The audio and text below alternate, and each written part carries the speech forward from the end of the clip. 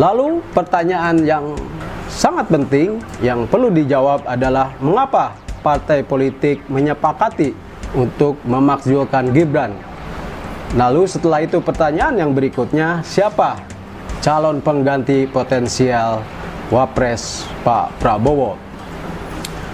Bagi partai politik, secara pragmatis proses pemakzulan Gibran ini akan memberikan sejumlah keuntungan dan juga peluang. Jika posisi Wapres itu diperoleh oleh salah satu di antara partai politik ini, maka mereka bisa berkontribusi yang besar dan mendapatkan sumber daya dari kekuatan pemerintahan Prabowo, sekaligus juga meningkatkan popularitas sang Wapres ini dan juga akan berdampak pada elektoral partai politik yang mengusungnya.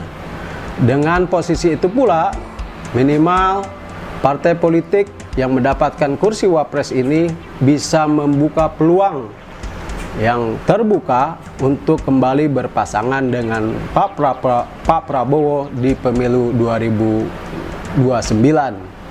Partai politik juga akan mendapat keuntungan jika proses pemakzulan ini disepakati, maka secara otomatis akan terjadi head to head antara Prabowo dengan Jokowi.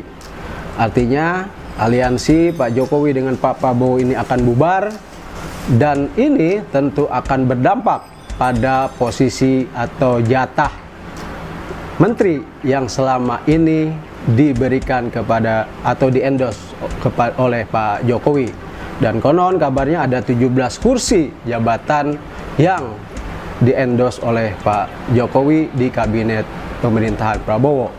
Dengan demikian, jika terjadi pecah kongsi antara Pak Prabowo dan Pak Jokowi, maka 17 kursi ini bisa menjadi jatah untuk para koalisi partai, sehingga mereka bisa menambah kursi menteri, kursi wakil menteri, ataupun kepala badan lainnya.